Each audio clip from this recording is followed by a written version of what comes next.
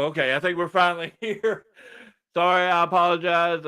Having a little bit of internet issues, but ladies and gentlemen, welcome to the fourth episode of For Shoots and Giggles. It's kind of a reboot of a series that I did a few years back, but this time I'm doing a little different. These are live interviews. Um, Tune in, ask your questions. If you got something you want to talk about, throw it in the comments. We might not get to it right away, but we will get to it. Uh, but without further ado, let me introduce my guest for this evening. Everybody knows him as the master of fat jitsu, which I think is the greatest thing I've ever heard. But he's also a good friend of mine, and I'm really looking forward to tonight. Ladies and gentlemen, this is the big man, Toomer. What's up, man? What's up? All right, we got a little lag or something. No. That was me. What's Oh, going okay. on? You trying to mess with me? That's what it is. Yep, you Uh, know it. Man, I appreciate you coming on tonight. Give me just a second. Let me message Bruce so he can fix his settings. Uh, Mm-hmm. because otherwise, if you're on Bruce's Facebook, you might not get your comments might not pop up. So, Okay. but that's the normal routine for SDU. So Gotcha. we got Mark on here already and Sam. Wow, okay, we're getting them in there I've real seen quick. some of the comments. But yeah, so but let's Hey, let's just hold on. oh go ahead. This is crazy that Sam is on here. Um, we was talking about him because I did the Crash Cast podcast a couple of days ago, and we Oh brought yeah, about him. So know what I'm telling you about the YouTube? Hi, K. yeah. Toomer. We review your content and found severe or repeated violations of community guidelines. Because of this, we'll remove your channel from YouTube. What the crap? Yeah. So looks like I'm gonna be making another one. Oh my lord! I mean, And they I don't even. and I haven't uploaded any videos since December. Yeah, that's what I was thinking. I knew I hadn't seen nothing on there for a while. This is the second time this has happened too, isn't it? Second time is 7. That is ridiculous, man. Mm-hmm. Is YouTube owned by Meta? Mm-hmm. Oh well, Sam was like, you're just too cool for YouTube. So, Man. but always got to tune in and watch my greatest fans. I mean, some of my favorite people in wrestling. Hey, I'll take it. uh, I'll take it. I told everybody if you're friends with Mark, your stuff's gonna get shared like crazy. That dude is a super fan, loves wrestling in general. I noticed he shares a lot around the Arkansas, Tennessee areas. Mark's a great guy, so I really appreciate you, Mark. Seriously, thirsty. But all right, so let's dive on into this. So when it comes to wrestling wise, what let's before we get into your actual wrestling, what made you a fan of wrestling in general? Man, how crazy can we get with the language on here? Oh, it's a shoot, man. It's whatever you All right, gotta say. all right, man. So coming up, I had a fucked up childhood, man. I was adopted, raised by a bunch of people who didn't want me, all that type of shit. But it was like my grandpa, he was the only one that like really. I'm not gonna say he was the only one who really took me in because he still treated me like shit. But he was the one that was like, hey, this is why this is going on, and like gave me a lot of information that I probably shouldn't have known at an early age. And but back then when I was living with him, he was an old war vet, and all of that. He had a buddy who I guess was still living. He was like met a woman in Japan and was still married and was still living over there, but they were still pen pals, and they were sending letters and care packages and stuff like that back and forth to each other. So, in some of those boxes that they were sending from Japan was like old Tosaku stuff, like original Power Rangers, Kamen Rider stuff, Ultraman, Godzilla. But he would also send wrestling tapes over too. Now, me as a kid back then, I'm like maybe going kindergarten, going into the first grade, and all of this stuff. As a kid back then, like my comprehension level, it was what it was, where I could understand stuff and recognize stuff. But as a kid, you're not putting stuff together like you would as an adult. Yeah. So back then, one of my favorite tapes that we watched from back then was Ultraman. If you know Ultraman, you know Ultraman. But Ultraman, and then also this was around the time when Fox 16 was doing their things when they were adopting like Power Rangers, VR Troopers, Super Samurai Hero Squad, and all of that stuff. Superhero Samurai Squad, my bad. So back then I used to be enamored and caught up with all of that. But then we'll watch the wrestling tapes. And although I didn't know what was going on, I used to get Jushin Thunder Liger confused for one of those Ultraman characters, and that's what kind of pulled me into wrestling. But this was like I said, this was around the time though, like super early as a kid. So I'm not understanding what's going on, but we're watching wrestling because we was just enamored by Jushin Thunder Liger, and then found out, then get introduced to WCW with TNT and all of that stuff, and then caught early stuff of like ECW, like Eastern Championship Wrestling. But around the time when they started jumping into like Extreme Championship Wrestling, a lot of people might not remember this, but they were the first ones where I personally remember seeing like cruiserweights, Dave Malenko, Eddie Guerrero, Chris Jericho, Chris Benoit, Psychosis, Hoovitude. But I'm not talking about just over here statewide.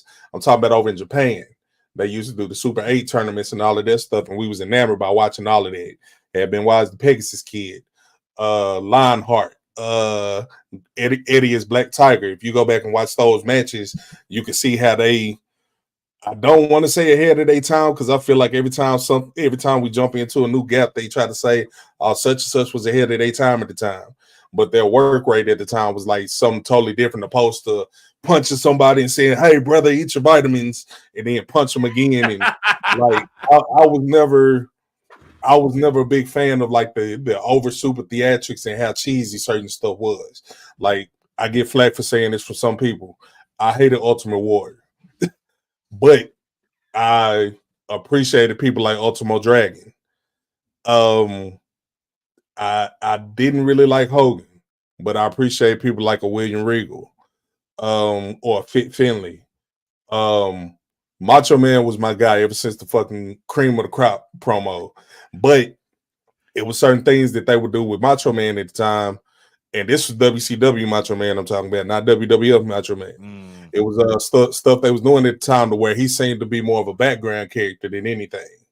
But you also was building new organic people at the time, with Diamond Dallas Page. Everybody remembers the Goldberg phenomenon. Who else? The whole NWO, the Sting storyline, with Crow Sting. Um, I remember when WCW jumped into a time with the New Blood, when they called themselves revitalizing the whole brand. They had all the champions in the ring and stripped everybody, and then we never really got a payoff from any of it. But situations like that also led to other great memories that I remember, like Booker T. Booker T winning the WCW championship for Scott Steiner.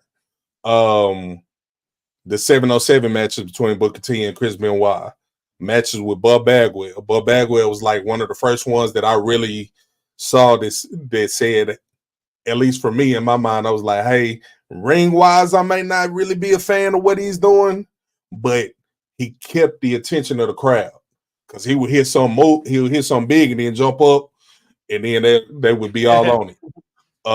Norman Smiley. But then, of course, started getting a little older. Your interest started changing, start getting into girls and all of that stuff. And then when that happens, you kind of slide away from the cartoon image and the stuff, and you want something a little more realistic, which brought me over to the Attitude Era with what WWF was doing with. I guess most people say the Attitude Era started about 97 to maybe 98, 99, maybe 2000. Like, but I look at it before then, because I consider the Attitude Era starting with Goldust, with Ahmed Johnson, with them starting and bringing Farouk over with as a Spartan gimmick, and then them finally taking that ugly helmet off and letting him transform into to what we know now as Farouk. For me, that's when the Attitude Era started. But you also have different situations like ECW. I was a big Taz mark. The reason why is because back then our reception was so trash. We would watch ECW and we literally thought Taz was black. um, for real. But but it's like, man, it's a lot of stuff, man. They get they it wasn't just the it wasn't just the in-ring product stuff. It was like the whole larger than life persona, and then the fact that somebody could walk out. It's almost like the Michael Jackson stuff when Michael Jackson had people fading at the Super Bowl. You walk out, look at the crowd, and get their reaction from them, and don't have to say nothing. Like this, for me now, I feel like that's what might have pulled me in a whole lot more than the in ring action. It's the over the top personalities. Everybody loved the Hogans. I personally didn't, but you can't deny Hogan's mark on the industry, whether he's a racist or not. Um, but you can't deny what Austin did. But also on top of that, you can't deny somebody like a Triple H. How I talk about ECW and Taz. You can't deny somebody like you can't deny what somebody like a Shane Douglas has done. Somebody like Chris Candido. Somebody like a Bam Bam Bigelow. Somebody like a Rob Van Dam, Jerry Lynn, Tajiri, um, super crazy. Like it's I don't know, man. It was just so many different aspects to where I didn't just say, "Oh, this is how my Bible Belt wrestling needs to be." I was pulled in different areas by all different styles, pretty much. I can definitely tell that too with your own style, but we'll get into that more a little Mm. bit later. So, before you finally made your way into the wrestling business, I know from our conversations and whatnot, you were heavy into the music business. You Yep. want to go into a little bit on Mhm. your adventures in that? Yeah, music. Like I said, I had a messed up childhood, man, and writing music it was kind of how I can get my thoughts off because I didn't have anybody to talk to. So, and you know, some stuff growing up until you till you get to the point where you realize that as a man, it's okay to have feelings. You didn't really talk and express what you was dealing with to too many people. But so I would use music to write stuff out. Music, poetry, all of that stuff. Then got to a point to where um we used to rob people and ended up stealing some studio equipment and taught myself how to record and recorded a trash mixtape and performed a couple of shows, and then all of a sudden I'm being brought into a group and being taught how to do everything properly and learning how to do paperwork, copywriting, licensing, syncing, setting up placements, all of that type of stuff. So I had been doing that for years. The only thing I hate about it, as much as I love the creative process of music, the business aspect of it will ruin it for anybody. It's a blessing and a curse at the same time. I feel like it's a curse because you can get lost in the shuffle with a lot of business stuff, and then ultimately, as the artist that's performing the songs and the music, you're the last person to get any kind of return on investment for anything. And what you're doing ain't really up to you because, say, if you're signed to a label, you got to do what the label or the promoter wants you to do, and sometimes it ain't worth it. But on the reverse end of it, I'm glad I learned the music business because there's a lot of parallels in the wrestling business from compared to the music industry. And it also taught me how to weed out and how to properly address bullshit whenever it's brought up. Well, and that's what me. We've talked a lot about it and stuff like that. I always felt like that's why you um, evolved it, or what's the word I'm looking for? That's why you when you came into wrestling, that's why you. Oh my lord, I can't even think straight right now. So, Uh, that's why you moved into it at a little bit different pace than a lot of people do. I mean, mhm. when you first started out, I saw, business wise, mind wise, you were already light years ahead of a lot of guys that had been doing it for years. So, if that makes sense, I don't know why I can't even think of the word I was looking for, but I did not get enough sleep last night. I guess I don't know, Man, but I'm right there with you. so Mhm. in the beginning, then to once you switched from the music, which I don't guess you ever really fully switched, but you know what I mean, where you moved away from doing more of the music. What was your motivator to finally pursue wrestling as an option? Man, I went through a real crazy situation. And I know this finna sound corny and cheesy. I went through a real bad breakup. Um, was with this chick, was engaged. Long story short, things didn't work out, and it turned into one of the situations where it. I know this finna sound cheesy and corny as hell, but it turned into a situation where like it's like I literally lost myself, and like I was in a stupor. I was in like a crazy depression, and trying to jump back into music, like it just wasn't. It wasn't there for me no more. I can still do it. I can still write songs. I can still write features, but it's almost like, all right, the wrestling business is big on passion. It's like I lost my passion for it because I lost everything with this situation, and losing that relationship. Like it left me homeless. I had to bounce back, working 2, 3, 4 jobs at a time to get back on my feet. Like it was, I just lost who I was pretty much. So luckily, I hopped on Facebook and was in the back and forth with somebody, and saw him in the rest. Clicked on his profile picture, like, man, who the hell this dude think he is? Dude standing in the ring holding a title belt. I messaged him and was like, hey man, it's like you in Little Rock. What's up? You wrestle. You know where I can go get trained? He was like, man, I can't train you, but I can introduce you to some people. And then next thing you know, I'm pulling up and walking down the hill while y'all unload the ring, and you looking at me like, who the hell is this big motherfucker? So I honestly like I always have a pretty garbage memory about things like that, but I do remember that very clearly. I'm just like I turned there like somebody's walking up. I turn to look and here's this big old son of a bitch with long ass hair, and I'm just like, shit, this dude's about to rob me. No. yeah. uh, but yeah, it's been a crazy ride, and I personally, I appreciate being able to be a part of this journey with you, man. But let's talk about your first match, your first official match. Yeah, Uh, my what first official, I hated it. Well, before we get into the match itself, before you actually made your debut and everything, Mm-hmm. I know we did a little match, for a birthday show, and then Mm-hmm. did we do the bar show deal before your first actual match? I can't remember. No, that was after. I want you talking about rumors, right? I want to Yeah, say yeah, that was yeah, yeah. Okay, I couldn't remember. So, but your first pitch match. What were your emotions going into that? What was going through your mind when you were getting ready to actually make your debut? just trying to figure it out. Cause like with that match, not only that match, but the whole setup that we was setting up storyline wise, it was so many different moving parts and moving variables. So debuting, I'm like, all right, I need this to be right. Even though a lot of people, a lot of people in the crowd, like they totally didn't suspect it, because I think we did pretty good by hiding the fact that I was training, and with me Yeah, still working, as a cameraman ringside during the extra shows, I think we did good at hiding it. But just trying to make sure everything went right, which of course it didn't. But looking back on it in hindsight, it's like it don't matter no more because we're here now.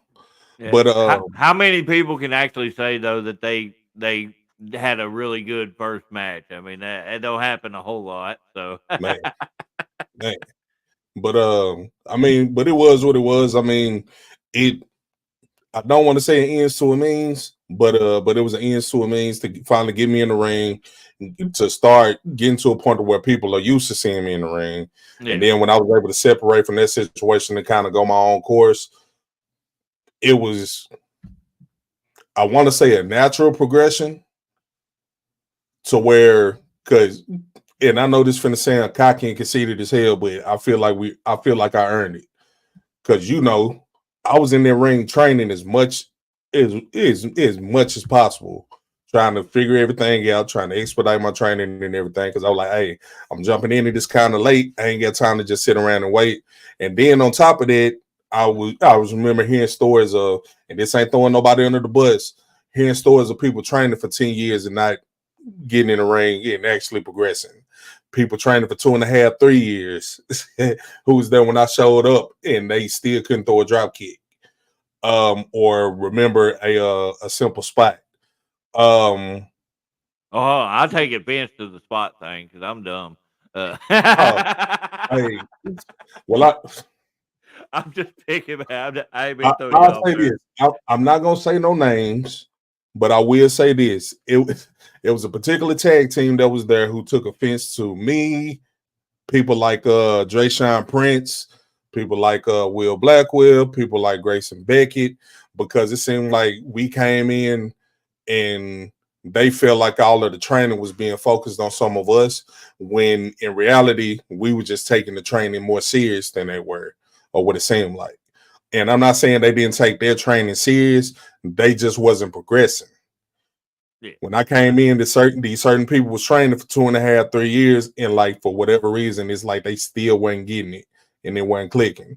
And a couple of them got mad because I was hitting somebody else up who I'm not gonna name anymore. And I was like, hey, I understand the training schedule and everything, but what if I pay you extra money for us to go down there and train on the weeks we don't have shows? And we did that.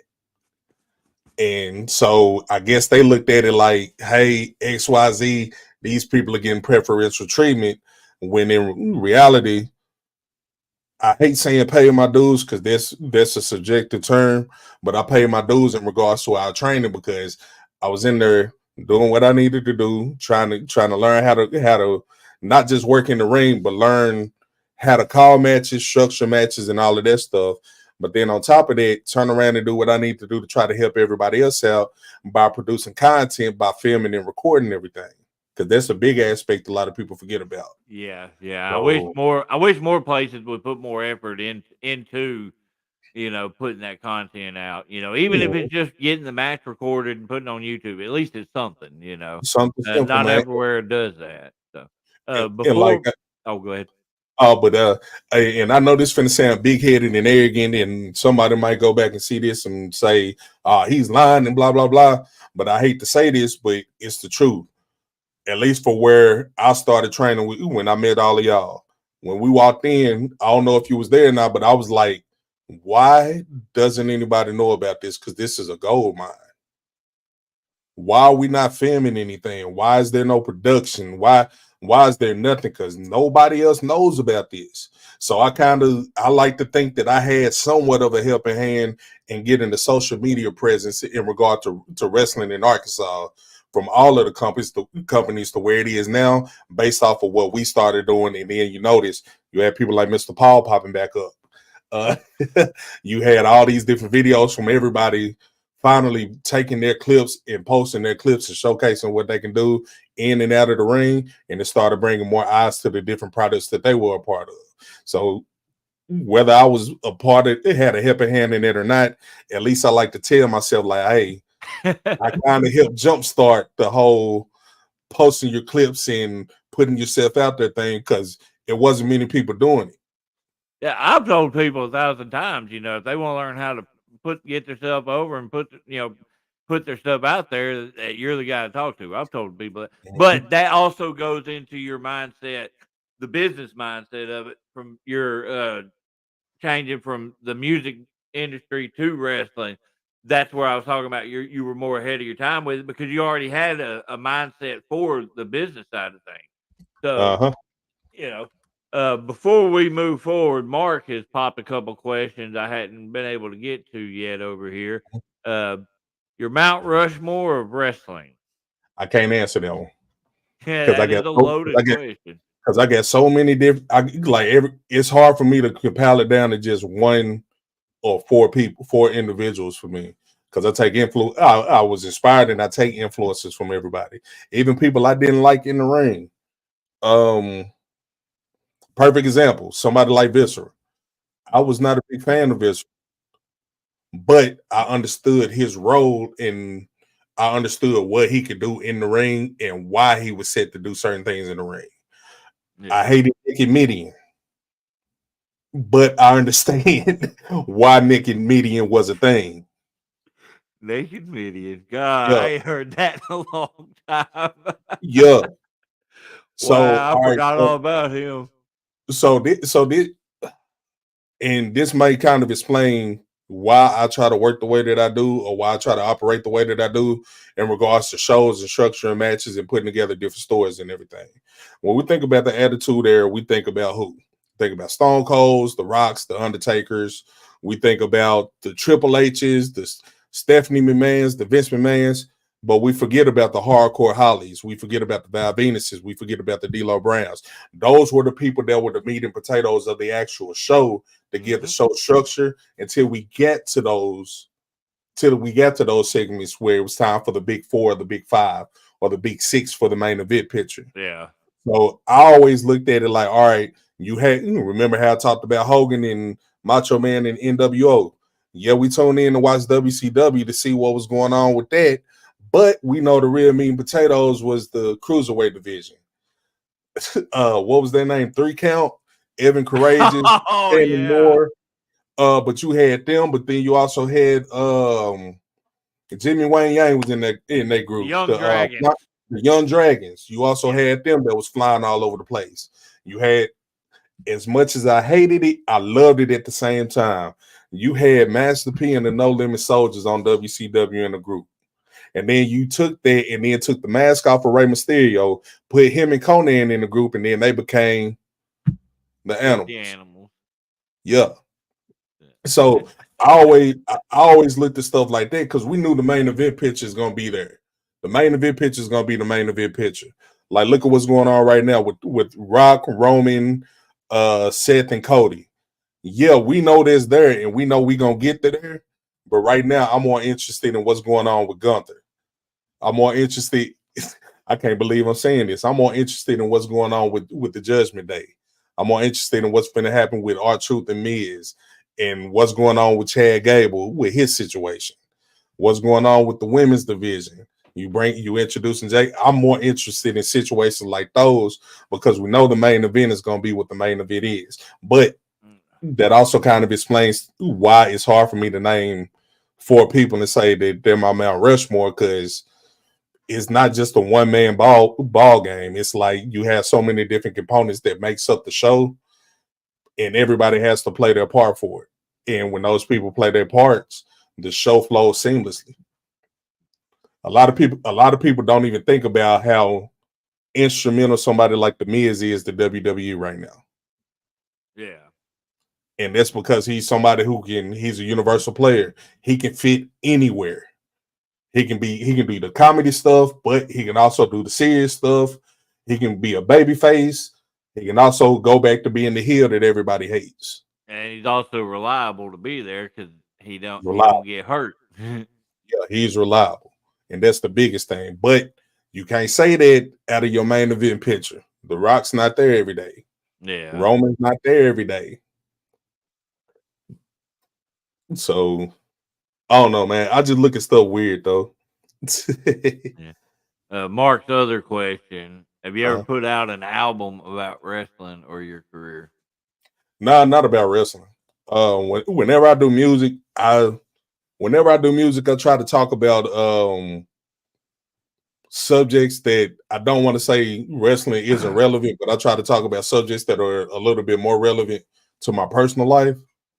Um, I mean, yeah, I might sprinkle in a few lines of some tidbits and everything, but when I'm writing or working on music, that's just me finding a way to dump these weird thoughts out of my head that's been plaguing me for like forever.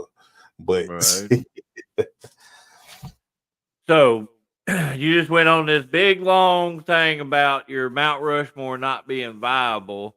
But how yep. about we go into this on the bigger stage spectrum, like your WWE, New Japan, WCW, and all like that. Mhm. Of the bigger names or whatever, who's your biggest influences on your career?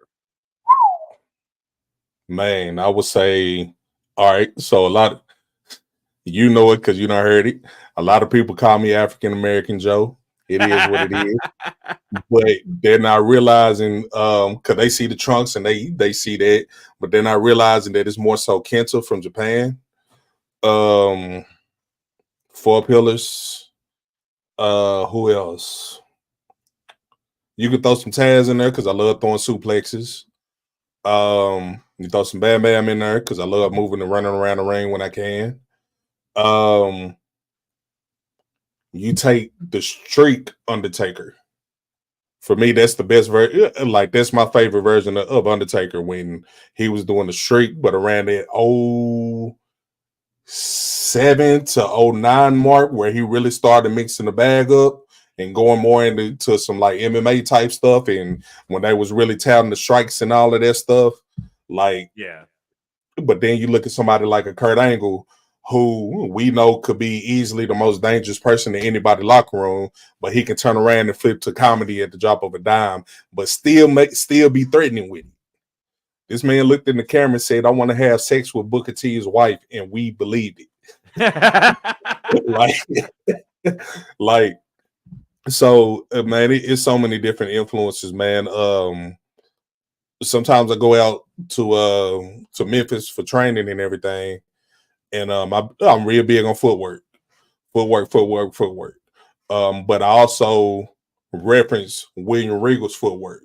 If you watch how Regal's footwork is when he goes into a lockup, or when somebody has him in like a top lock and how he spins out, footwork is everything. But you also need the flashiness of everything. So that's where I look to like your Ricochets, your Will Ospreys, your Ray Phoenixes, your Pentagons.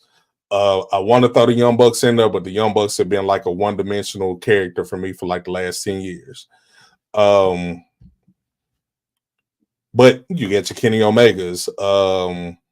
You got people who we just know as universal greats, like your Brian Danielsons, your Claudios, your I know he getting some heat right now, but your Eddie Kingstons. I look at people like those as like influences. But like I said, man, going back to like the older stuff, Bam Bam Bigelow, Vader, Bad News Brown, uh, Dusty, gotta throw Dusty in there. Um, yeah, I just get so many different influences, man. It's like studying football. Like you take tidbits from some of everywhere and apply it to your own game. Okay. Well, then let's localize it a little bit more. Uh-huh. Let's talk about your biggest influences on a smaller level.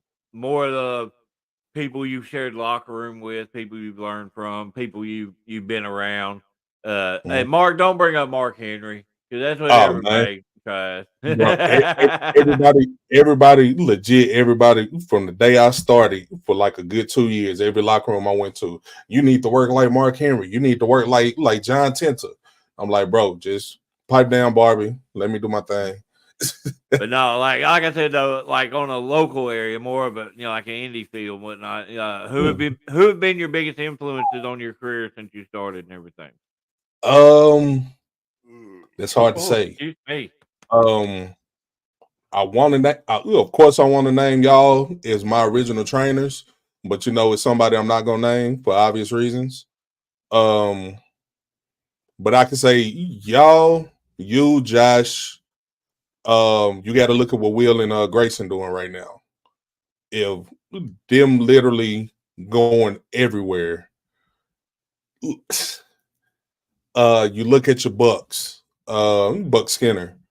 Um, who else? Yep. Well, who is? I mean, I'm talking about who like a direct influence on your movement on you.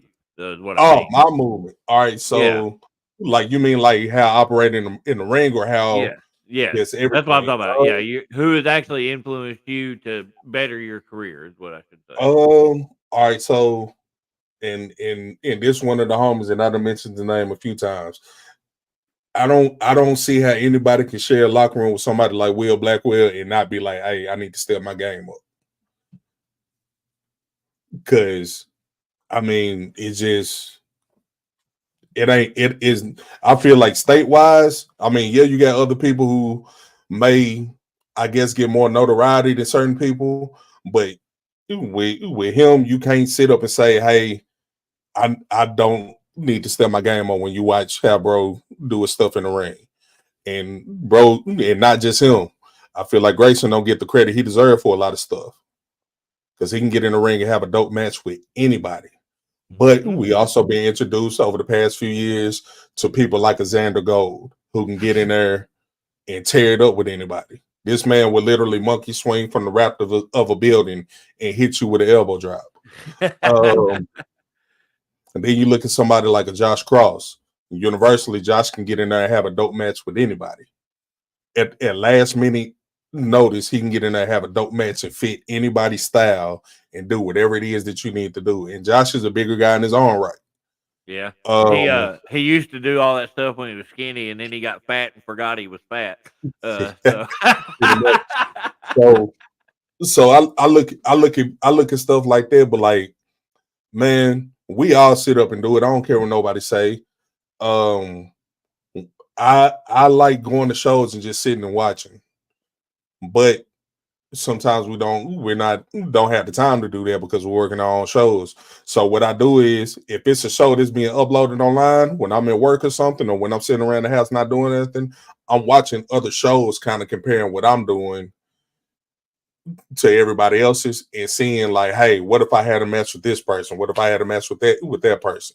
So I speaking like of Cross, oh, what up, man? What up, man? We need to go to Vegas, man. I know you just came back. You ain't take me, you milk drinking bastard. But I didn't mean to make you lose track here. but nah, you good, man. But nah, man, like I said, bro, I sit up and I watch and I study everybody. Study everybody, try to study everything and sit up and say, and I ask myself like the real question, like, would this work for me? If I go to this company, who could I work with to where we can do a dope program to put both of us over, not just the winner or who's going over in whatever angle. But on top of that, what can I contribute to the next show? Or is it even worth my time going to this show? Is it worth my time being associated with certain people because I know they got a lot of backstage bullshit? Is it worth my time going to work for this certain promoter because he's going to give me this big long spiel about how I need to change my in-ring style? So I look at stuff like that and I take all of those different things into consideration just for everything in regards to wrestling in the state, period. Well, and I agree with Miguel here. It's a great mindset. But before I move to my next one, Mark asked this, which I think you kind of went into that kind of stuff already. Man, I study everybody from Abdullah the Butcher to from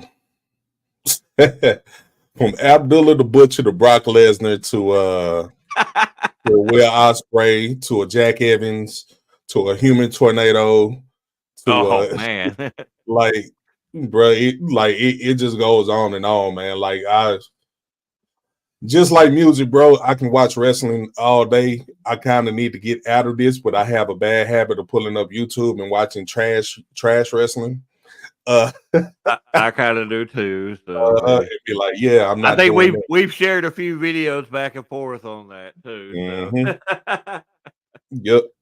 So, and when I say trash wrestling, I don't mean anybody local or nothing like that, because you know it's gonna be somebody saying, "Oh, he was talking about me." No, trust me, I know we've shared some, and only we know. sorry, I had to throw a little jab there, but yeah, man. Botchamania, Josh. We'll go with that. We'll go with that. All right, here comes the money. Here comes the money, bro. So, a couple years ago, you made your way to Memphis Wrestling. Mm-hmm. Tell us how that came about.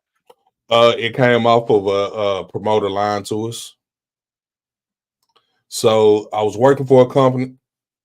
I don't care. I'll say it. I know you want to keep this on the up and up, but I mean it's the truth. Freshly peeled, man. I think I need some apple slices right now. But I need some good old Southern Supreme apple slices right now. But hey, but we gotta burn it down first. But damn, what was I saying? Hold on. Oh man, hold Getting on. cranked at Memphis, getting going to Yeah, Memphis. all right. So I was working for a company, RWE, and I can give a little bit of the backstory, but since we want to keep everything positive, I'm not gonna go into the details of everything. But from day one, a lot of stuff was being played, not just against me, but against certain other people. So you would have one talent that was like, "Hey, I want you to come and work for my company." Blah blah blah. I'm thinking about being you to be my first champion. But then on the way home from a Georgia trip, I'm getting a phone call saying, "Hey, Toomer, I really want to bring you in. I like what you and you guys are doing. I want y'all to come in. I'm going to build you to be my first champion." So with that, you have somebody in the middle playing both sides. So say me and you are in a situation and we're being tasked to work together for an angle. And you're being told you're going to be champ. I'm being told it's building towards me being champ. So we're naturally bumping heads on how this angle is going to be built. And then from that, it turns into some personal situations to where you're having private conversations with this promoter, and this promoter saying, "Oh, look at what this motherfucker Toomer done said, blah, blah, blah." And then they're coming to me, "Look what this motherfucker David done said, and blah, blah, blah." And then it started a whole bunch of BS from day one. Now, me being in my situation where I'm the green guy of the group, I had to let certain stuff play out. Because if I would have spoke up and addressed things the way that I can now, it would have placed a bad reputation on my name. Which, in some aspects, the bad reputation did still pop up. But I was able to have those conversations with the people that I need to have those conversations with and get water under the bridge now. And now you see how we're all working together now. But we had a situation to where um a promoter lied to us, told us, yeah, it's going to be like a working relationship type deal with us at Memphis Wrestling. And then Dustin came in, met me, and Austin Lane talked to him about a few things. And he came to me, was like, "Hey, man, I was told to come and watch you and go out, do my match, come to the back, they're gone." Later on, I asked about it, and it was like, "Yeah, it's going to be a working relationship. Uh, some of you guys might be going out there, blah, blah, blah." Basically, it was the picture was painted like we're all going to be working together.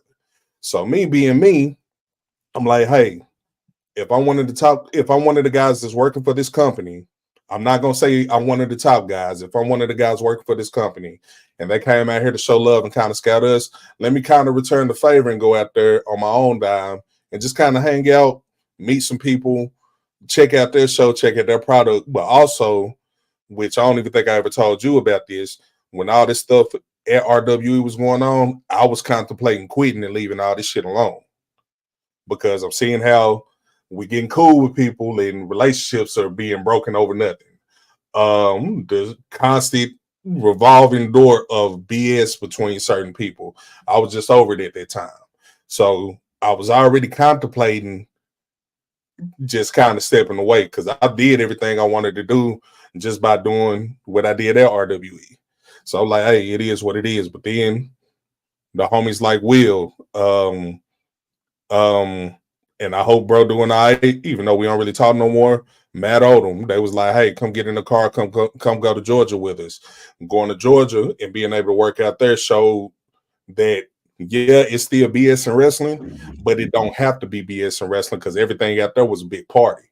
So coming back home with later on, if we talk about the wine mixers, that's how the wine mixers got started. But but going to Memphis, man, I was on the verge of quitting. I was about to leave everything alone. I got tired of the politics, tired of the back and forth.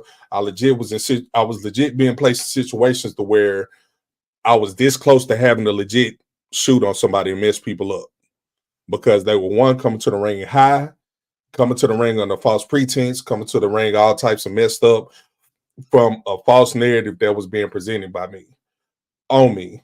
Me and Bruce talk about this all the time. We talked about this maybe 1,000 times, like it's brand new. Um, telling Bruce I was hard to work with. Didn't want to listen, trying to steal people, unsafe. And me and Bruce went out there, didn't call nothing, and had a great match. And came to the back like, "Hey, everything good? Yeah, everything was great." And from then, me and Bruce been cool.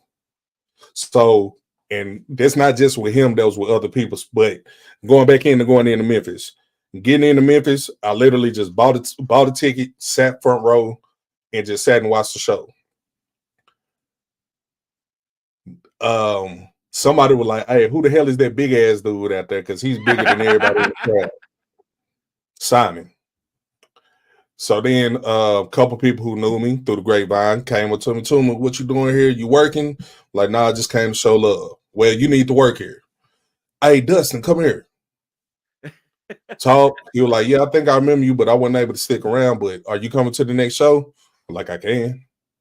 Well, yeah, come on to the next show. I might have some time to talk to you next time. Cool. Next show roll around, buy another ticket, go sit front row in the crowd, watch the show, kind of hang out. We were talking. Now, I did not go to Memphis to get a job. I just went to Memphis to show support because this was under the pretense that it was going to be a working relationship. At least what was told to me. I don't know what was told to anybody else. I just know what was told to me. Me and Dustin get to talking. Me and a couple other people get to talking, and it's one of the situations where you just got to call your own shot. So I told him, like, hey, man, since we're here talking, I'll be stupid not to say that if you need me, I'm here. I understand you already got a lot of stuff going already, but if you need a body, I'm here. Cool. Talk with Austin Lane. We'll figure something out for you. So went through like a 2-week process of figuring stuff out, trying to figure out a way to introduce me, all of this stuff. I was going to come in as a heavy for someone in the women's division. I showed up with what they told me to go and get. They wanted me to be like a big bad boss man with like a tuxedo suit and all this type of stuff. They just wrote like I still got the suit. Bro, I went and spent like maybe $350 something on a suit that I've never wore. Because when I got there with that suit, somebody was like, no, he showed up. He's on time. He's here before everybody. I already like him more than what we're going to set him up with. Let's go ahead and give him a match. They gave me a match, put somebody over who I'm not going to name, put somebody over. King Cobra went to the back and he was like, hey, wrong person won that match. And from there, I've been in. And literally everything that a lot of people do see from me is just showing up, doing what I need to do. It ain't no politics, no backstabbing, no, hey, I don't want to work with this guy. It's just showing up and doing what I need to do. And then, of course, kind of create my own opportunities by being in relationships with certain people. Yeah. So, but that's how I got into Memphis. So, segueing from that, and segue was the word I was looking for earlier that I couldn't remember. So you brought it up. Let's bring it. Let's talk about it. Battle of the Catalina Wine Mixer. Yep. How'd that come about? Man, from what I remember, us on the road coming home and just being on our bitching and moaning and crying and complaining stuff amongst our homeboys like everybody does. And we was talking about a lot of stuff we didn't agree with, talked about stuff that we liked, and I don't know if this is known about me for everybody, but I'm the type of person, man, if I'm doing something, I want to bring my guys with me. And if I'm doing something that's going to benefit me, I want it to benefit everybody. So I don't exactly know which one of us threw it up first, but one of us was like, why don't we just do our own show? Nobody in this area that I'm in was doing anything. So why don't we just do our own show? Will was like, cool. We gonna get the planning it out. And so we literally went through like 6 months of like going back and forth about this imaginary show. And then we was finally like, hey, how much would it cost to get it set up? You think you can find the building? Found the building, found the ring set up, all of that ring set up. Well, we found the ring set up and everything just flowed, man. The first one was good. The second one was great. The third one, not so much. Because of other situations. The next one, though, I got some big stuff planned for it. I got something planned for it that's so crazy, I might have to push it off until next year. Wow. All right. Yep. But that's how the Mawai misses get the that's how it popped up, man. Basically, we tired of bullshit. Wanted to do our own. I don't even say we wanted to do our own thing. We just wanted a dope place and a dope environment to work, man. Because you know, Josh know, a couple other people who may be in the know. It was a lot of toxic and crazy situations that should have never took place that really affected some of everybody. And I feel in a lot of places and in a lot of ways it held a lot of people back from what they could have been doing. But we here now. Uh, what we got over here? Mark is a question machine. Here we go. Uh, What's the state you haven't worked in you'd like to work in? um, I want to say Philadelphia. Philadelphia is not a state, but I know what you mean.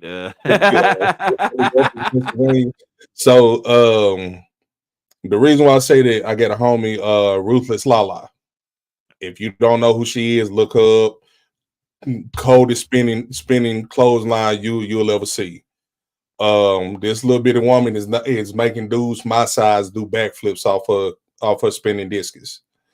Damn. Um, but she cool people, and I know she's up in that area, and she gave me the invite. I just hadn't had a chance to get up there. Um, I wanted to do work in Texas. I got the invite to do work in Texas, which we'll kind of get to that a little later. Got to do work for a big promotion in Texas that I hope has established a good relationship, which also got a phone number programmed in my phone that I still can't believe I get. Yeah. And Yeah. but but ultimately though, man, with the way the internet works, man, as long as you put dope content out, man, you can pretty much work anywhere, at least from what I believe. Yeah. A lot of this wrestling stuff is basically off who sees you, who likes you, and who thinks you're dependable. So you've done, the Arkansas scene, your Tennessee, Mhm. Memphis and whatnot. You put on your own stuff, this, that, and the other. Uh, what has been your favorite match that you've been a part of? I gotta say, that's tough for me to say. I got three. I got three I can name. Um, ASWF. One of the matches with me and Matt Odom, because at the time it was a situation to where it was nothing for us, and bro was like, "Hey, I'll work Toomer," and it almost like organically was forced to put us together to work the type of best that we did. But the reason why I like it is because we both at the time was young, trying to figure out what's going on, trying to figure out our own stride. So we was literally just big move, big move, big move, big move, big move, big move, big. But it worked. Um, I gotta throw my match with Rhino in there Yeah. because that match was never supposed to happen. But it did. And then I got to throw the match after that with Mads Kruger, Cruel in there, because I feel like that's the match that really made me say, all right, this is how we piece it together. All of the big flashy moves and all of that stuff is cool, but fighting him and working him, it helped me learn how to structure everything to where it made more sense opposed to just spamming moves. So, with that being said, then who's been your favorite guy overall to work with on in a general term? Not necessarily a specific match, but overall, who's your favorite person to get in the ring with? Oh, that's hard to answer because because I like to do so much different stuff. So I like to work my smaller guys that way I can keep up with them.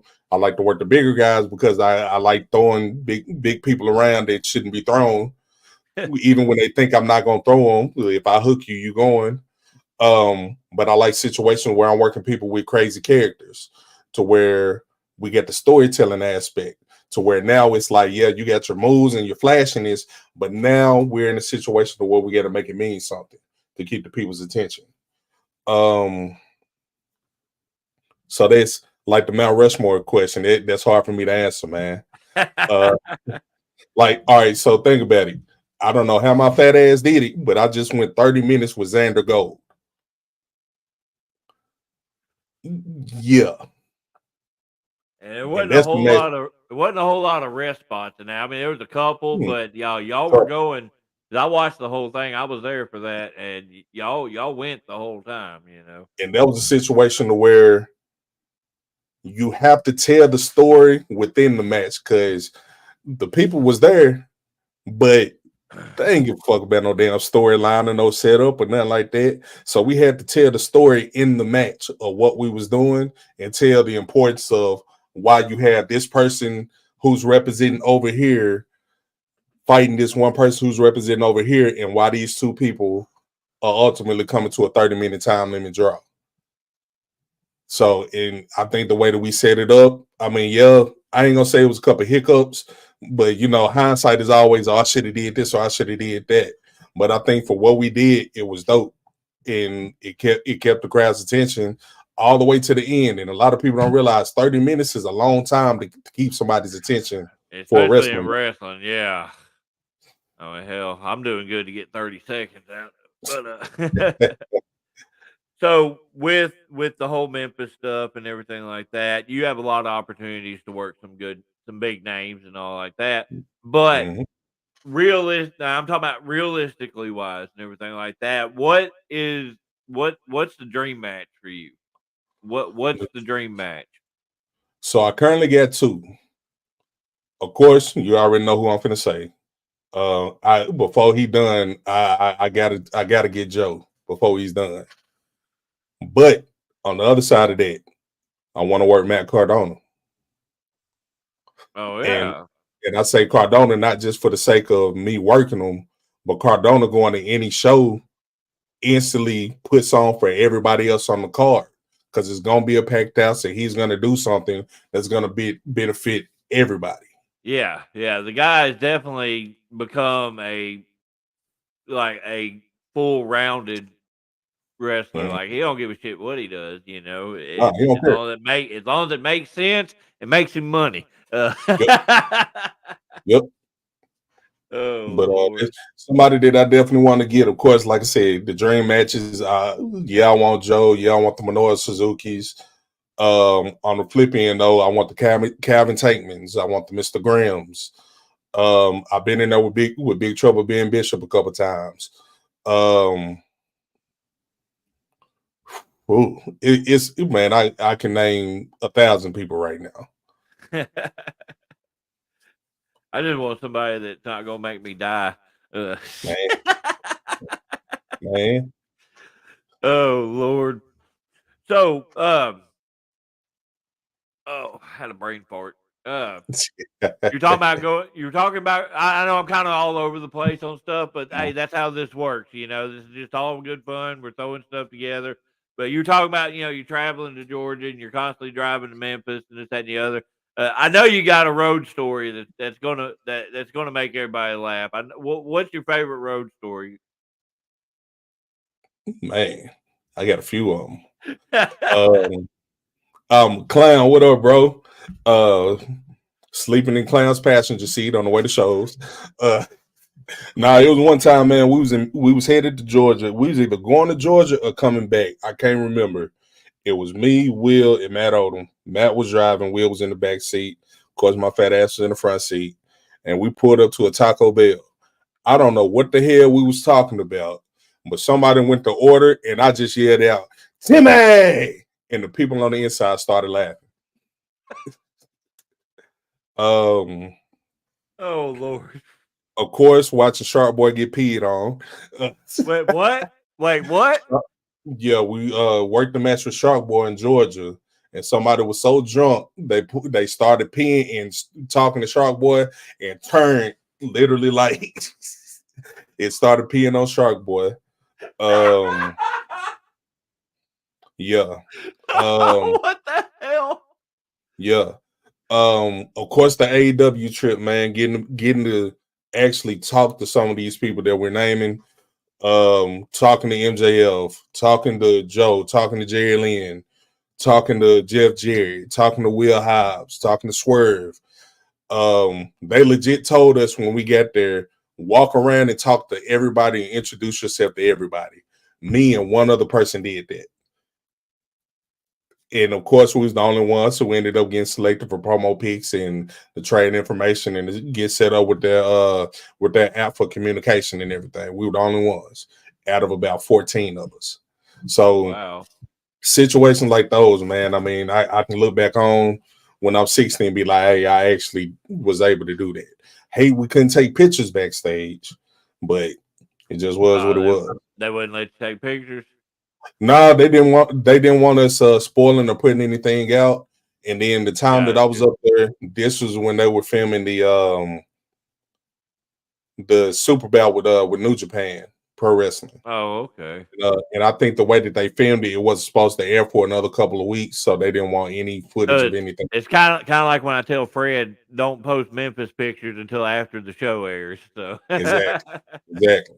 But because like if he would have, he would have spoiled a big event for you. Uh, somebody did, wait, what? yeah, somebody did. Luckily, we caught it. They posted some pictures, and the pictures was up for maybe 8 minutes. And I messaged them like, Oh, "Hey, could you take them down?" And they agreed and apologized. But yeah, luckily this was like at midnight, so hopefully not too many people saw it. But yeah, I didn't hear. That's why I told Fred, when it comes to Memphis, because Fred loves taking pictures everywhere he goes. uh You're gonna get to see, if Fred's at a show, you're gonna get a photo album of about 100 pictures, you know. And that's why I told her, I was like, before you post them, you check with somebody, make sure we don't want to give shit away because that would have been a big deal to give man, away that K Toomer is the Memphis Heritage Champion. How- yeah, that would have Go been a big. let's talk about that for a second. hmm Memphis Heritage Champion, man. How's that feel to know that you're placed as the top guy in Memphis right now? So for me, it's funny because when I first got into Memphis, it was a couple people still bitching and complaining about me because we haven't had those conversations that needed to Yeah. be had. And I feel like doing that basically proved a lot of people wrong. Even people that we started with. Um, I haven't spoken to this person since a lot of stuff with the RWE stuff happened, but even proving some of our trainers wrong. Anybody who had anything bad or ill will to say about anybody from our little collective circle, I feel like doing that proving them wrong because I feel like, and I could be wrong, and this is just a subjective opinion, but based off of everything that I saw in the wrestling business when I came in, I feel like I did everything the right way. I didn't backstab anybody. I went sleeping with nobody, wife or daughter, to get influence on my position in the company. I didn't go and start a company and book myself as the heavyweight champion. I feel like I naturally found a way to progress. You can go ahead and laugh. Oh, I You was can laugh. You know laughing. you go to, but I feel We like, know we know a few places that are that way. So and I'm not taking shots at them. I'm not taking shots at anybody, but this is just it's just me spitballing and just being honest about it, man. A lot of people wrote not just myself off, but they wrote a lot of us off. But here it is. We're the ones that's actually still thriving, still progressing. We're making it to bigger stages. We're on a bigger platform. Some people here locally in the state to try to say, oh, the Memphis thing is just a YouTube show. Bro, y'all have no idea what's going on. the reach that everything get because it's not just YouTube. There's a Oh, lot of platforms that's on. I did not realize it until I finally, I made my way there. mhm. Or should I say that masked idiot made his way there, and some of the response I've gotten just from the one spot that has aired has been amazing. Really, Yeah, it caught me off guard. Really, yeah, even though that most people during the episode all they want to say was, "Who is this weird laughing hyena?" Uh, yep. Like, like I kid you not, I legit got a video of me doing a 540 kick or a trouble in paradise. that has 2.5 million views right now. Wow. Based off of what we're doing in Memphis, because like I said, regardless of people respect it or not, it just is what it is. I know what's going on because I have a little bit more peek behind the scenes than even some of the guys that's on the roster. But we're legit reaching. In the last year, almost we went double with our reach on analytics as far as Yeah. subscribers, viewers, touches, counts, outreach, and this is YouTube. That's not including the different television stations that we're on. That's not including the different streaming sites that we're on. This is just based off YouTube. We got people over in the UK that do vlogs, or not vlogs. They do write-up reviews on our show every week, and people don't Wow. know. People here don't know about that. Yeah, I Uh, didn't know about that. Yep. So it's like it's way bigger than what people who aren't involved see. It's not a Memphis wrestling versus any other company in the region type deal. You've been in the meetings. What do you say all the time? Hey, we're not competing with nobody. We just gonna focus on what we doing. Yeah. Um, I feel like that's the best thing to do because we've been in a situation to where it was like, oh, they're doing that up the road. Forget them, blah blah blah. Then all of a sudden we working with them. Yeah. So I never liked the what do they call it? What's the word that I've been hearing recently a lot? The tribalism. yep, Is that the tribalism. term? I've never I've been a always fan of that myself. I've You know. always hated tribalism, man. You know, but like, and again, I will say a massive congrats to you, though. Memphis Heritage Champion. You're also uh, the champion over at MACW. What was it? Yep. Unified Arkansas Yeah. Champion? Is that what it's called? Yeah, the Unified Arkansas Heavyweight Championship. Yeah, that's been And a long time that was coming crazy. too, but Yeah, and that was crazy too, doing that. all within a few weeks of each other, all of this happened. Yeah. So we can talk It just proves that it takes time to build a about certain rep. Uh, I a can't even reputation. talk. Yeah, A that's the word. reputation. So, like I said, man, for me, the whole reputation thing is weird, bro. Because like some of the same people that are booking me in these situations, or some of the same people that are like, "Hey, yeah, this the guy who got it," and blah blah blah, are some of the same people who was turning their nose up at us when they first met us. These are some of the same people who like, "Oh, he shouldn't be working like that. I'm not booking him on my show." But now look at where we're at. You ain't gotta like me. I don't I don't care if somebody don't like me. I don't care if somebody don't book me. I legit get heat from a so-called Hall of Famer from WWE because when they ask me if I don't book you, what you gonna do? Shit, I'm gonna go up the road to another company that will book me. So it's like I don't know, man. It's just trying to keep my idea of what I want to do moving. Trying to keep everything moving in the right direction and not letting the negative aspect of the business fall in. Um, like I said, man, some of the bookings and how a lot of stuff played out is all organic. It's nobody holding my hand. It's nobody saying, "Hey, this is my guy." It's nobody really vouching for me. It's just me showing up, doing what I need to do, finding a weird way to connect with the crowd, and they're and doing it in a way to where it's undeniable, to where they have to acknowledge and recognize that. So, and I know you hadn't been doing this, like a super long time. I mean, what, 5 years? I met y'all in 2018. Okay, so yeah. So yeah, it's been close to that. But Mhm. do you feel like you've had your what I've always termed as a defining moment? Have you do you feel like you've had that moment yet? Yep. When I got the phone call and said, "Hey man, Booker T asked for you to come to his promotion directly. He asked for you by name." That I was hoping you'd say that. And Booker then T called mm, you wanting you by name. Let's talk hold about on. that experience. So we was on. We was on the way to a show in Mississippi, and I get a call from Mike Anthony. Me and him hate each other. So why he calling me, I don't know. He said, "Hey, fat ass, you, you seen it?" And I'm like, "What?" And then he said, "I'm gonna get out the phone with you because I hate talking to you, but I'm gonna text you. I'm kayfabing." Then he sends me this picture. Do I still have it? Hold up, let me. I should have pulled it up when I because I knew it was gonna be on it. So then he sends me this picture, and I'm like, "Huh? What the hell?" And then I call him back, and he was like, "Yeah, you see it." He hung up on me. They booked me before they even talked to me. I did not know what was going on.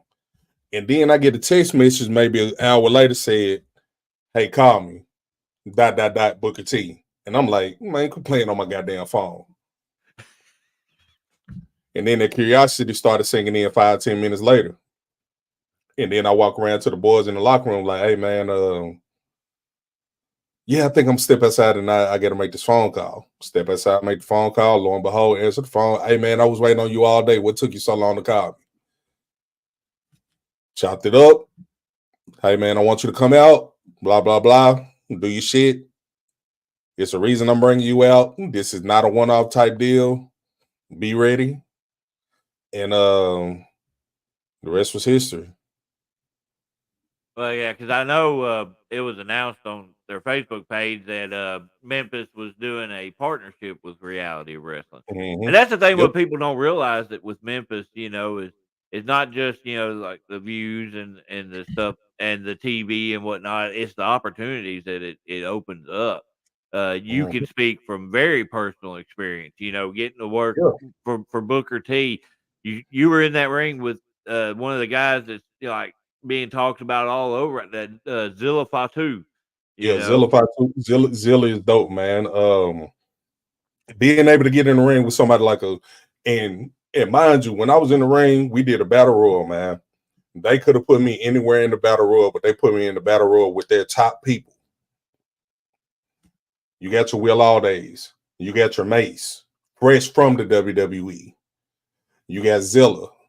Um, I forget the guy's name. I eliminated. I can't believe I forgot him.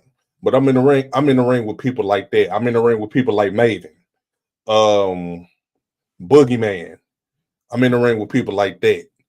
And when I hit the ring and I start doing my stuff, because man, so I started adopting doing this thing to where when I go to shows and people haven't seen me work, I walk around like I can't do nothing. I sit down, I move all extra slow, I get up like my back hurting. Then when I hit the ring and I'm 90 miles to an hour, I come to the back and they're like, "Bro, what the fuck was that?" It just is what it is, bro. When they say don't headbutt a Samoan, they mean that because I punched that man in the head a few times and my hand was hurting for 2 weeks. But Zilla is dope people, man. Being able to talk to him for him to come to me and be like, "Hey, bro, I know who you are. Jacob knows who you are. You know what I'm talking about." Yeah, He was like, "Man, I like watching your shit because you remind me of my pops." For somebody like him to come to me and say some shit like that, dude, like, that's yeah, that's awesome, crazy. man. But it also, and this is kind of going back to the Memphis wrestling stuff, because you never know who you're gonna run into. To have Chavo Guerrero tell me that, to have Marty Elias tell me that. If you don't know who Marty is, you don't know wrestling. To have Gabe Sapolsky tell me that, and then to have Gabe put me over and actually help me get other bookings on a larger platform. Like it's much more than just saying, "Oh, I'm in the ring doing this, that, and the third." Like, bro, when they say it's a network, business is about networking. It's That's what it is. It's about networking. You do a show, link up with somebody, have dope conversation with them, trade contact information with them, and if they actually like you, they will put you on other situations. Yeah. Well, and that's what I've told a lot of people with the Memphis thing too. It's like, you've got, you've worked with, Rhino. I know since I've been around and stuff like that. Cruel has been on there multiple times. Tommy Mhm. Dreamer. Yep. Lance Archer, oh shit, the big dude that just signed with Uh, Impact or TNA. AJ Top Dollar, AJ Francis. Yeah, Top Dollar. I was talking about Hammerstone as well. I mean, Hammerstone. stuff Yeah. like that. You're getting to meet these guys that have made it to that level that a lot of us strive for, Hmm. and you realize, they're just normal people like us. But that's right there is you're seeing these stepping stones where there's a possibility to reach that goal. Yeah, like And bro, this is giving you that opportunity. like I probably shouldn't incriminate myself, but I got to smoke a blunt with Teddy Long. Who can say that? Like, who can like? And I know this is finna sound arrogant and big headed.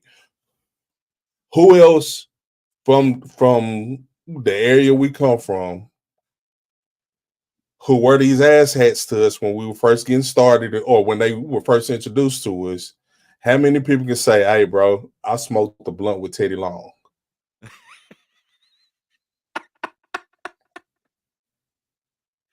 Uh, and I don't even smoke like that. oh Lord, yeah, But we I just don't have, either, but I think I might but be like, I we just guess. outside talk, we was just outside talking, and he was like, "Yeah, man, but you gotta. It's Teddy Long. What you gonna do? Hey, man, give me that shit." But it's like, man, I don't know, man. It's a big networking thing, man. I feel like I'm blessed to be in some of the situations or positions that I'm in. Um, it's one of them deals to where I'm kind of somewhat proving, not just to myself, but to other people, you can't you can't be afraid to bet on yourself, and you can't be afraid to just be a genuinely good person to other people. Like I done got friendships and relationships with people that I never would have met if I would have never got through if I would have never met them through wrestling. And Yay, I can say I'm whether one of those. yeah, and whether some people, because we know it's a lot of people, a lot of us that are cool. We have interchanging relationships with people who we may know through the grapevine now, because those people may not be cool anymore. But when it come down to it, whether somebody likes me or not, whether someone agrees with me right now or not, they can't say I did anything to cause them any harm or ill will. And I've always done something to try to either help them or elevate them from whatever situation they was in. So I know you're not anywhere near the end of your run, but if right now, if you could plan your retirement match, your last match, and usually, it's I got some of the older guys on here, so that's why this question is Mm. involved. But I Yes. mean, if you were about to have your last match, who would it be with? Shoot, I honestly don't know. Yeah, it's a loaded question. It really is. It, I honestly don't know because all right, so when I went up to AEW, I got to have a look. All right, so this is kind of going back to some older stuff, some RWE stuff, and I'm not gonna go into the situation, but some people may remember this. I had two people send in promos for a championship match that ended up in like bullshit. Those two people was Christopher Daniels and Mark Henry. When I got up there, they both remembered me, and that was some shit from 2020. They both remember me. I got to have a conversation with Mark Henry. He told me some shit that we was preached in the music business, but nobody ever did it. And I feel like some of the stuff that myself, Will, Grayson, you, Bruce, um, and I'm just naming people in this area that this pertains to. He told me straight up, what you always want to do is make sure that you leave this shit in a better position than it was when you was in it for the next crop of people. So hopefully through what I'm doing, some new person or somebody who may have been told no may say, hey, blah blah blah, I want to get my shit in. Let me figure out what I need to do. And then they go off on their own expedition and create their own storyline and do their own WWE My Rise career mode for themselves, for their personal careers. And then we all find a way to circle up to where when it's time for me to leave, I can put somebody over and Not saying make somebody like I'm a name, because I'm not a big name. I'm just a fat dude who who work in Memphis. But say if who is somebody that's brand new that you know of? Like they might have just started working. Uh, we got several young guys that me and Bruce have worked with. Like Mhm. Logan Light and uh, all that young group of guys. All right, all right. So I'm gonna use Bruce Kidd as an example. Yeah, Say say Logan Maverick does his thing right, and it comes to a situation where I know I'm done. I'm winding down. I done already made the big retirement announcement and everything, and some kind of way it falls into where he's my last match. I want to try to keep it traditional to where I go out looking at the lights, but he pushed me down. He just beat me, ended my career, and by beating me, he beat everybody that I beat. I feel like that would help legitimize him, yeah. opposed No, to I saying, I completely agree. "Oh, this is my retirement match. I'm going out on top, brother," and then it's all about me. It's not doing anything to let. All right, I'll go ahead and bring this up. Remember, I was telling you and Bruce about my idea for having one of these championships, to where I'll go to another company and I challenge their champion. Yeah. And it's not for the sake of just getting in there and saying, "Oh, I'm the better champion." It's setting up multiple variables for that champion or whoever that is in that situation to go on and work somebody else that we're elevating in that situation. Because I can challenge such and such. Say if I go to SCW and I challenge Will Blackwell for his heavyweight championship, and I put my title on the line. That way he has something of equal importance to gain, whether he cares about it or not. Me and him go out there and have our match, go back and forth, showing your champion strengths and showing why each person is champion. And then boom, who hits the ring? Somebody that wants to fuck up the match because they're not the main attraction or they're not the center point of the show. By doing that alone, you instantly made two other people, or you instantly made another faction, or you instantly made somebody else. Now, who's to say if Will Blackwell or myself are heel at the time? Because obviously, if I'm coming in and I'm challenging this home promotion champion, I'm the heel in the situation. But what if it turned into a situation where the number one contender of that show finds somebody, they come in, they jump Will, causes the match to be thrown out, but then it turns into a situation where I'm pissed off because now you just took away the champion versus champion situation. So now I'm coming to Will's aid. Me and Will are teaming now. And now we instantly put a situation to where you put Will in a situation to where he's more established as a champ within his own promotion, but you instantly brought whoever their number one contender is, or their heel, or whoever, you brought them up to that level to where they're now legit in a situation. And then whoever they're with is tagging with them or teaming with them in that situation too. That way, when I'm gone, you still get that situation to where you now have a new person. Man, I tried explaining it to a couple of other people, and they just did not understand it. And they let me know, hey, not to waste my time there. But that's just how I look at it, man. Like if somebody like a Rhino is gonna come in and say, hey man, beat me with my own move, I'm gonna put you over. If somebody like that could do that for me, why can't I do that for somebody else? That's well thought out. I really, and that's one thing I've always, I always knew you had a different mindset than a lot of guys when they come in. But we're talking about people breaking into the business, Mhm. young guys coming in and stuff like that. What advice would you give to them if they come to you, KT, man? I want to start wrestling. I want to do this and the other. What advice would you give to them? Complete your training. And this ain't a shot at nobody. It's not a diss towards nobody. And what I'm about to say doesn't necessarily pertain to one area. complete your training. It's a lot of guys that are trained for 2 or 3 months and then automatically jump over to another company and say, "Oh, I'm fully trained in such and such." When not knowing, we can easily pick up the phone and call and say, "Hey, such and such telling me he trying to get booked on my show and you training. What's going on?" The reason why I say that is because it's a lot of people who can easily get hurt by doing this. And when I say hurt, I mean hurt in the wrong way. Yeah. With doing this, you got to have some kind of comprehension or understanding of what's going on a bigger scale, bigger than just getting my shit in and making myself look good. I personally feel in the ring, you only as good as whoever you're in the ring with. Yeah. Everybody don't understand that. If I'm a big guy and I like to move around the ring, but I'm working another big guy who doesn't move around the ring and who doesn't like to take bumps, our match is going to be shit. Do your training.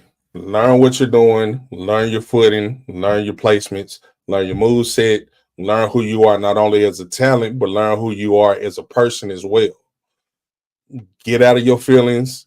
Fuck the ego shit, because it's going to be somebody like a Dean Malenko that's going to walk up and be like, "I don't like the way you look. You ugly. You don't fit what I need." And that ain't a direct dig at you. You just don't fit what they need, but you're going to take it personal because you haven't figured out how to separate this shit. We've heard a lot of conversations. "Man, I know I'm better than such and such. Why won't they let me? Well, they won't let me do this because I'm." Maybe you just don't That's fit. not what's needed. Yeah, maybe you just don't fit what's needed for that particular situation. Well, So, I can use that. I'll use myself as an example. mhm, If I get in there with somebody that it is, a slower pace, character driven stuff, and then brawler wise, I can have a really good match. But you mhm, put me in there with somebody that's, super fast, flashy, spot guy, or whatever like that, it's not going to be the same because I can't work that. So does that make sense how I'm wording that? mhm. You know, uh, I can adjust to the most part, but I know where I fit into a card or whatnot. Yep. I know I'm not going to fit into the Mike Anthony versus Will All Day. I'm not going to fit Yeah. into that type of match. You Hey, know what I bro, mean on that? because we're gonna call Chinese arithmetic to play. Will is gonna say, "Yeah, when I take this step, I'm gonna do a 90-degree angle. Then it's X plus AB equals MC squared." Like, yeah, Oh, but I don't know, man. I don't know. I'm part dyslexic, got part ADHD. I'm fat. I just look at stuff differently, man. Hey, uh, bro, Clown said, "What up, bro?" Hello. You know the support crew is here. oh Lord. So, before we decide to wrap this up, let's what you got going on here coming up? What's next few um, things you got going on? we got the WrestleMania watch party in Memphis at Dave and Buster's. I'm gonna be holding, and then the day after that, for night two, I'm gonna have like a little get together here at the crib to watch night two. Um, we're about to set some dope stuff up television wise.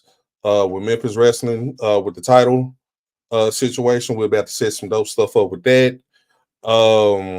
Had a couple text messages with Booker. Was like, "Hey, I'm planning some stuff. Be ready." Working on more music. Working on doing this. Um, Working on redoing another YouTube channel now. Uh, Yeah, Doing getting to acting like the little movie and music video stuff that I did last weekend. Kind of get that bug back on me for like being in front of the camera. So yeah. I'm gonna be back on that stuff soon and just staying consistent, man. Trying to stay consistent and trying to keep stuff rolling. Cause it's like now we're in a situation where, and I hope somebody hears this and it resonates with them. But now I'm in a situation where I have to be selfish and I have to be big headed and a little arrogant. Cause now I'm the main guy for two different companies now. And I'm not just repping for those two different companies. I'm repping for everybody on their roster. And then I would like to say I'm repping for everybody in our area or the scene that I have been able to work with from different companies, even though I may not work for those companies. I feel like it's a lot that needs to be represented in a good light, opposed to saying, hey, I'm the champ, come watch me wrestle, and then we don't do nothing, and you're only drawing 12 people. So that's what's next, man. Just trying to keep the ball rolling, man. Keep the ball rolling in a good, in a positive direction. Hell yeah, I love hearing that, man. I love hearing that. I really appreciate you coming on here, man. I knew this was going to be a very, very interesting interview. I mean, hell, we went an hour and a half on everything, so True. it was I it ain't was lying. longer. It's the longest one I've done. Hey, Well, I think Dale's was pretty close to this, but hey, hey, that's what she said. not if she was around me. That's what she said. But I do appreciate you, man. And again, I've told you 100 times. I'll tell you 100 more times, man. I'm extremely proud of you. You definitely, from the time that I met you to now, you have grown not only as a person but as a performer, as a human being. I'm extremely proud of everything you've done, and I'm glad to be a footnote in your story. I just hope to see a whole lot more chapters wrote. You know. Oh man, we moving in the right direction, man. Yeah, definitely. But We moving up until it's time to start moving down. right. Had a couple people pop in here just at the last of this, Man, Jamie Davis and then Aaron. hey, what's happening? What's happening? Yeah, Appreciate that, he man. called us right at the end here, Aaron. But ladies and gentlemen, I appreciate you tuning in. Tune in tomorrow night. Special Dummies Unit. Our normal retardation is back. And be on the lookout on our Facebook page for more of these. I've got probably about 10 more interviews set up already. So we've got some more content coming out. But Oh, and KT, remember, we're a couple of months away from summer. Go ahead and start training to watch your ass on a regular basis. Get ready. everybody.